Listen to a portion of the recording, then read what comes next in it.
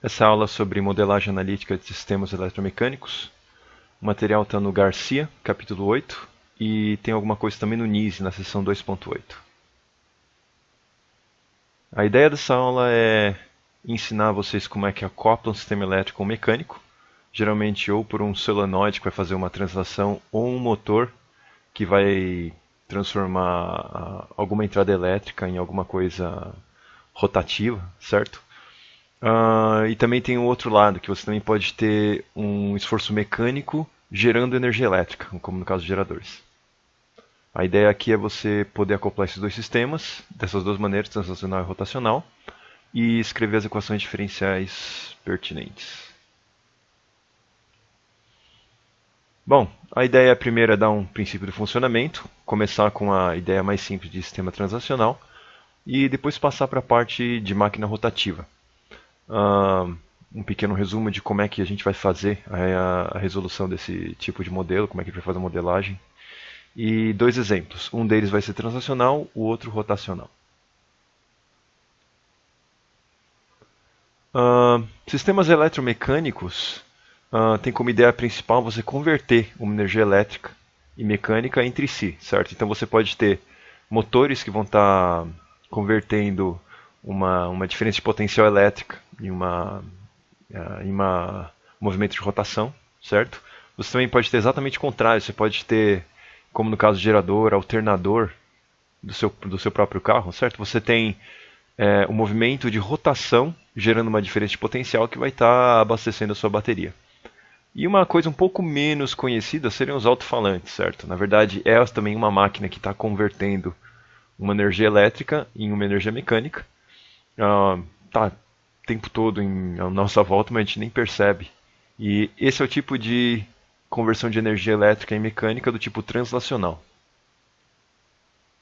Nesse tipo de sistema, a gente vai ter, na maior parte das vezes, um sistema acoplado por um campo magnético. Existem outras maneiras de você fazer o acoplamento entre elétrico e mecânico, por exemplo, o piso elétrico. Mas nesse caso a gente vai estar fazendo as modelagens com sistemas que utilizam campo magnético. São os tipos mais comuns que a gente encontra por aí. Então, nesse tipo de sistema, você pode ter corrente e um condutor dentro do campo elétrico, e você vai ter uma força sendo induzida. Ou então, você pode ter o movimento do condutor no campo magnético, e você vai ter uma tensão elétrica induzida. Bom, como eu falei na introdução, a gente pode ter o sistema translacional como rotacional. A gente vai primeiro o princípio de funcionamento para o sistema translacional. Quando você tem uma força induzida por uma corrente, você vai ter mais ou menos esse sistema aqui, certo? Você vai ter uma corrente passando no seu sistema elétrico, e a partir disso aqui, a corrente passando dentro de um campo magnético, você vai ter uma força sobre esse condutor que vai produzir uma velocidade, certo? E você também pode ter uma velocidade no seu condutor, e esse condutor sobre um campo magnético, ele vai gerar uma corrente, uma tensão sendo induzida que pode gerar eventualmente uma corrente também, certo?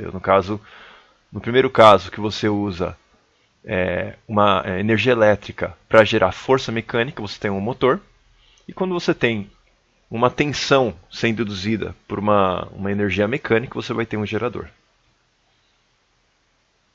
Bom, no caso da força induzida, nesse caso FE, você vai ter uma força induzida FE perpendicular ao campo magnético e a direção da corrente que você está colocando no seu condutor, certo? Você vai usar aqui a regra da mão direita, a gente não vai entrar em detalhes como a gente vai pegar essa direção aqui, mas uma operação que seria vetorial um pouco mais complicada, a gente pode pegar a magnitude como sendo a força, sendo a magnitude igual a B, que seria a densidade do fluxo magnético, vezes o comprimento do condutor, vezes a corrente.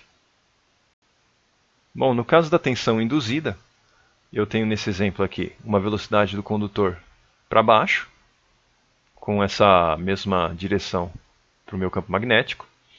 E nesse caso ele vai estar gerando uma tensão induzida nesse sentido aqui, com positivo naquela direção, certo? Isso aqui estaria gerando o quê? Uma corrente nesse sentido, certo? Sentido diagonal para a direita. Então, se a gente for rever, no caso da força, certo? Usando a convenção do gerador em que a corrente sai do positivo, eu estaria gerando essa corrente que estaria colocando o quê? Uma força para cima, que nesse caso se opõe ao movimento para baixo, certo? A magnitude dessa tensão vai ser B, densidade do fluxo magnético, vezes o comprimento do condutor, vezes a velocidade do condutor. Como a gente pode ver, a força e a tensão podem ser induzidas simultaneamente, certo? Se eu tiver uma corrente sendo colocada no condutor que gera uma força que vai colocar o meu condutor, que tem uma massa, em velocidade, uma certa velocidade, essa velocidade vai colocar uma tensão elétrica que vai se opor àquela corrente que eu primeiro coloquei aqui, certo? Então é mais ou menos assim que acontece. Eu coloquei uma corrente, essa corrente no meu condutor vai gerar uma força, essa força gera uma velocidade, e a velocidade vai gerar uma tensão que vai estar se opondo à corrente, certo? Se você começar do outro lado, também vai acontecer a mesma coisa. Se eu coloco uma velocidade, ela vai gerar uma tensão no meu condutor, certo? Que vai gerar uma corrente, e essa corrente vai colocar uma força que vai se opor à minha velocidade que eu coloquei inicialmente, certo? Então, considerando a tensão induzida e a força induzida simultaneamente, certo? Num sistema ideal, a potência elétrica que eu coloquei vai ser igual à potência mecânica que eu vou observar, certo? Eu não tenho nenhuma perda. No sistema real, eu tenho. Então, se eu quiser modelar com uma forma um pouco mais realista, eu vou ter o meu resistor elétrico e um amortecedor mecânico para simular essas perdas, certo? Nesse caso aqui, a gente está bem deduzido dessa maneira aqui. A potência elétrica vai ser o quê? Tensão vezes corrente, certo? E a minha tensão, EM, eu sei que é BLV, multiplica pelo I. E a potência mecânica vai ser o quê? A força vezes a velocidade. Força vezes velocidade vai ser BLI vezes o V. Então, a gente pode ver que os dois têm a mesma magnitude. No caso de máquinas elétricas rotativas, a gente tem a lei de indução de Faraday que vai nos mostrar que a gente vai ter uma indução de tensão quando tem uma variação de fluxo magnético no tempo. Fluxo magnético no tempo, definido pela integral na área, definida por um condutor, do campo magnético que está passando por ele, certo? Então, essa variação de fluxo magnético nessa área vai o que vai me permitir uma conversão de movimento mecânico em energia elétrica e vice-versa. Bom, uma maneira prática de você converter movimento mecânico em energia elétrica e vice-versa seria você girar uma bobina através de um campo magnético, ou então girar o campo magnético que está atravessando as bobinas, ou então você variar a relutância magnética, que é o quê? Que seria a resistência à passagem do campo magnético, certo? Com uma rotação, certo? Então, no primeiro caso, em que eu estou girando a bobina através do meu campo magnético, é o caso de um motor de corrente contínua, certo? Então, eu tenho o meu campo magnético aqui e vou ter uma bobina girando aqui, que vai ter no caso do motor, vou ter uma corrente sendo passada nesse condutor, que vai gerar o torque. No segundo caso, seria girando o campo magnético, eu vou ter ímãs girando, e esses ímãs girando vai alterar o fluxo magnético nessas bobinas que estão aqui. Esse aqui seria o caso do alternador, certo? Você força o movimento dos ímãs e induz uma tensão na bobina. Ou então, no caso do motor de passo, nesse caso aqui um motor de relutância variável, eu tenho simplesmente um material ferromagnético aqui, e simplesmente, conforme a posição que ele está, ele vai alterar a resistência, certo? A passagem desse campo magnético, de acordo com a posição do rotor aqui. Então, por exemplo, se eu tenho um motor nessa posição aqui, certo? Porque eu apliquei um campo magnético através dessas duas bobinas aqui, e eu sei que se eu desligar essas duas bobinas, ligar as bobinas verdes, ele vai ter um torque para puxar esse rotor para cá, para facilitar a passagem do fluxo magnético, certo? Então, depois, no momento em que eu já tenho o meu rotor nessa posição, eu posso desligar o verde e ligar o magenta. E por aí eu vou ter um motor girando sincronamente do jeito que eu estou querendo, certo? Então, nesse caso aqui, eu estou alterando a resistência à passagem do meu campo magnético de acordo com a rotação que eu tenho, certo? Bom, nos motores e nos geradores, a gente geralmente tem dois conjuntos de enrolamentos, ou as bobinas, certo? Os condutores que eu estou usando na minha máquina elétrica rotativa. Eu tenho um enrolamento de campo, que vão ser as bobinas que vão gerar o meu fluxo magnético B, certo? São os eletroímãs, seja do meu motor ou seja do caso de um gerador também, certo? E eu tenho um enrolamento de armadura. O enrolamento de armadura é a bobina, certo? É o condutor que está delimitando a área A.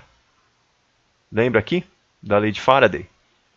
A bobina do enrolamento de armadura vai ser o condutor que está definindo essa área A, em que a gente está vendo qual é a tensão induzida, no caso da variação do fluxo magnético, certo? Então, no caso dos motores de corrente contínua, esse enrolamento, como a gente vê aqui na figura, ele está no rotor, na parte que se move do motor, certo? No caso do motor de corrente alternada, a armadura vai estar no estator, na parte que fica fixa do motor, certo? Mas o mais importante é, os circuitos que a gente for usar para fazer, ou para capturar essa tensão induzida, no caso do gerador, ou que a gente vai colocar a corrente para fazer o motor girar, é sempre o enrolamento da armadura, certo? O enrolamento de campo ele só serve para gerar o fluxo magnético que a gente está usando no nosso motor ou no nosso gerador, certo? Bom, no meu sistema eletromecânico ideal para essa máquina rotativa, eu vou considerar a convenção seguinte. Se eu estou fornecendo alguma coisa para o meu motor é positivo, se estou retirando alguma coisa do meu motor ou gerador é negativo, certo? Então, no caso do motor, eu vou ter uma corrente da armadura IA gerando um torque TB, certo? E esse torque TB, ele tem essa relação K vezes IA, certo? Ele obedece essa lei. E o gerador, eu vou ter uma rotação no eixo, gerando uma tensão VA, certo? Na minha bobina da armadura. Então, o meu VA vai ser igual a uma constante K vezes a rotação ômega-B, certo? Assim como no caso translacional, eu vou ter torque e tensões induzidas acontecendo simultaneamente, certo? Por exemplo, se eu tenho um motor aqui e eu estou colocando uma corrente para gerar um torque, certo? Então, a minha corrente gera um torque, o torque gera uma rotação, e essa rotação vai gerar uma tensão que está se opondo à minha corrente que eu estou colocando. E no caso do meu gerador, eu estou colocando uma rotação, que vai gerar uma tensão, que vai gerar uma corrente, e essa corrente vai estar gerando um torque que está se opondo a essa velocidade que eu estou impondo no meu gerador.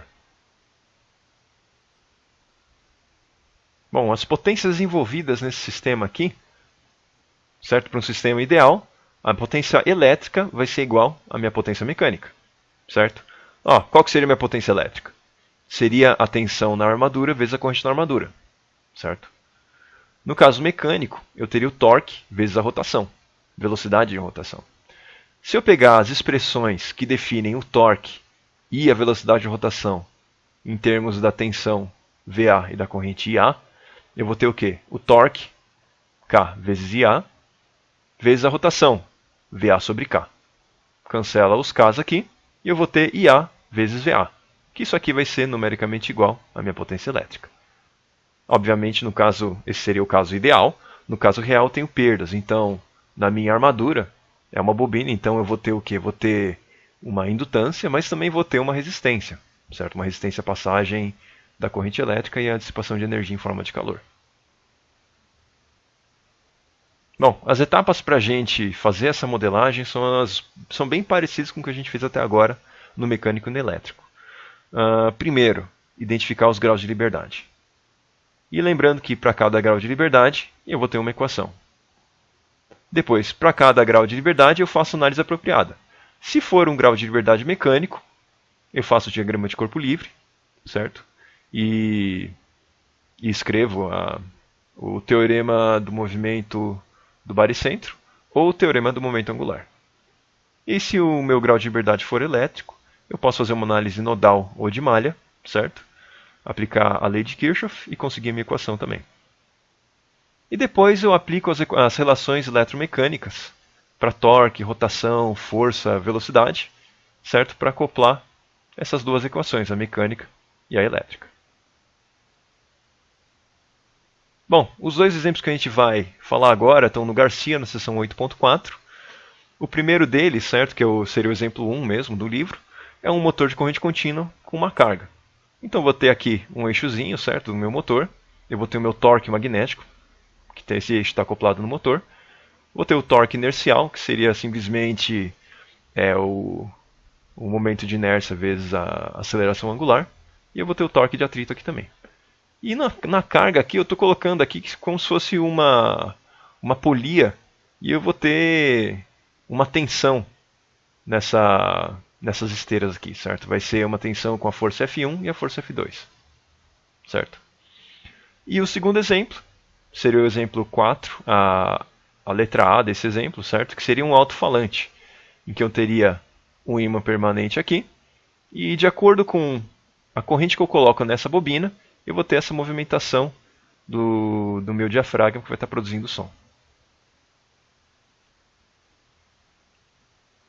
Bom, vendo o nosso motor contínuo de corrente contínua com carga, quantos graus de liberdade eu teria nesse caso?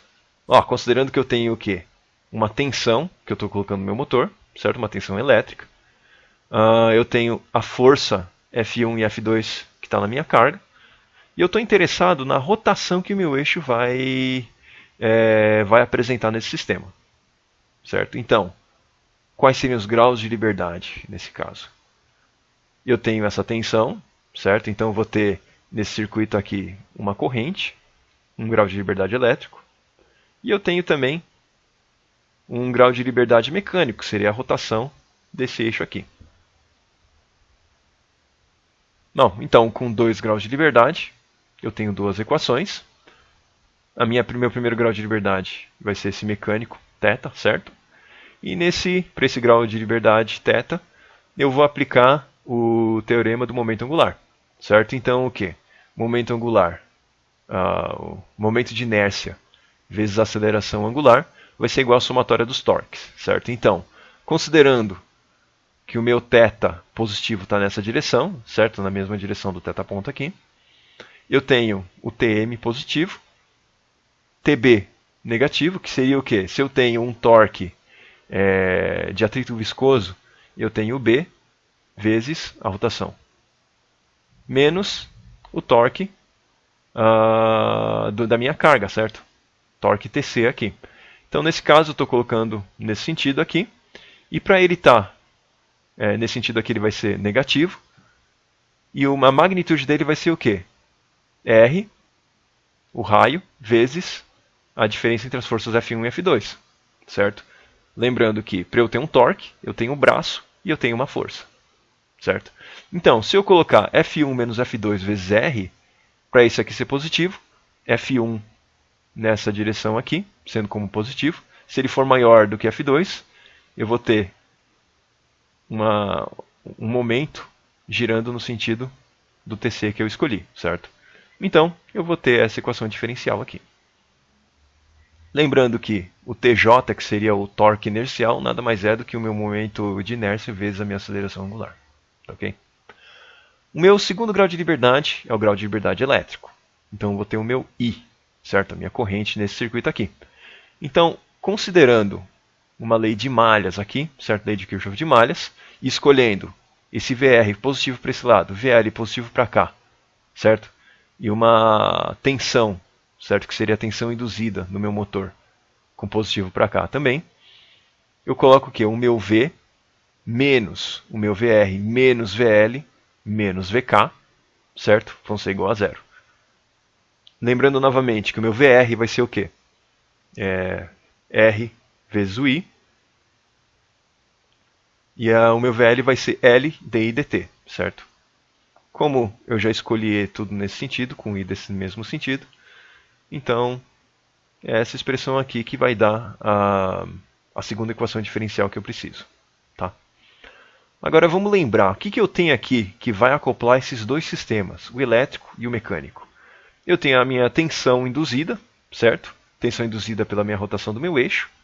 E eu também tenho o meu torque, induzido pela corrente que eu estou aplicando na minha armadura, certo? Então, o meu torque Tm vai ser igual à constante K vezes a corrente I. E a minha tensão induzida Vk vai ser igual a K vezes o ômega, que também é igual ao K vezes o meu θ-ponto, certo? Substituindo essas expressões em que eu estou acoplando, certo? O elétrico com o mecânico, com as relações eletromecânicas, eu vou ter o J θ dois pontos, certo? A aceleração angular vai ser igual a KI menos B θ ponto menos R F1 menos F2, certo? Considerando que ômega vai ser igual ao meu θ ponto e substituindo, vai ter o meu J ômega ponto igual a KI menos B ômega menos R F1 menos F2. A minha segunda equação, certo? A minha equação elétrica, vou substituir a minha tensão induzida por K vezes o ômega. Então vai ficar V menos RI menos L di dt menos K ômega igual a zero, certo? Para o meu segundo exemplo aqui, a gente vai ter o alto-falante. Quantos graus de liberdade eu vou ter aqui, nesse caso? Bom, lembrando, se eu tenho aqui uma bobina enrolada, certo? E ele está aqui se deslocando ao longo desse campo magnético gerado por esse ímã permanente, eu vou ter um movimento, certo? Uma força induzida, e essa força vai estar empurrando o meu diafragma. Como é que construtivamente é o meu alto-falante? Eu tenho o meu diafragma com as pontas engastadas no chassi desse alto-falante, certo?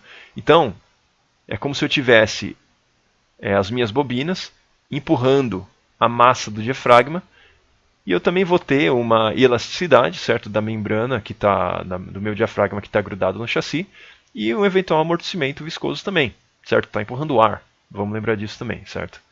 Então, eu vou ter aqui esse movimento em X, que é causado por essa bobina, certo? Que você vai ter uma corrente sendo aplicada dentro de um campo magnético. Então, eu tenho esse movimento em X aqui, e vou ter também o meu I, certo? A minha corrente na minha bobina aqui. Bom, para esse sistema eu vou ter 2 graus de liberdade, certo? Meu deslocamento em X e a minha corrente I, certo? Na minha bobina. Então eu vou ter duas equações. Na parte mecânica, o meu deslocamento em X, certo? Eu vou considerar que esse sistema mecânico aqui vai ser o quê? Uma massa-mola amortecedor. Então é uma coisa bem simples que a gente já viu até agora. Eu vou ter uma massa que seria o diafragma mais a bobina, mais os outros elementos associados. E ela está ligada ao chassi, como se tivesse uma mola e um amortecedor, e o chassi sendo referencial, certo?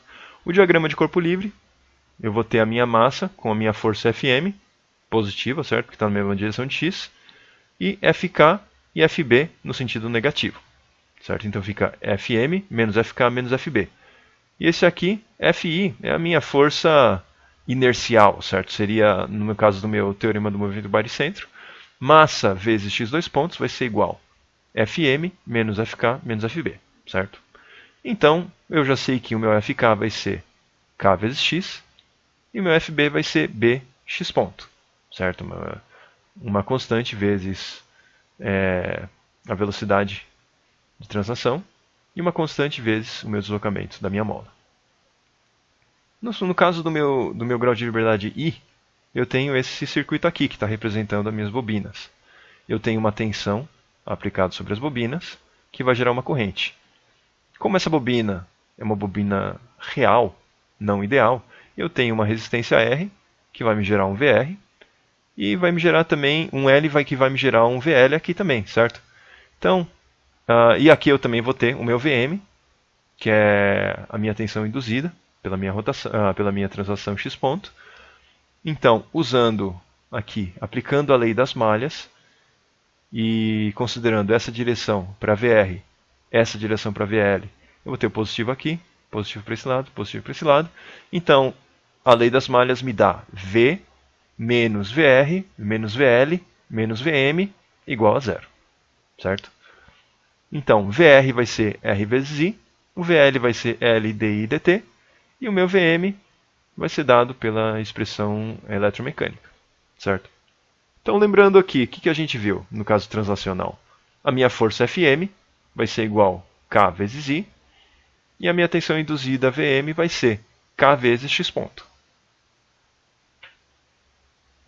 Substituindo esses termos nas equações diferenciais, vou ter mx2 pontos igual a Ki menos Kx menos b x ponto.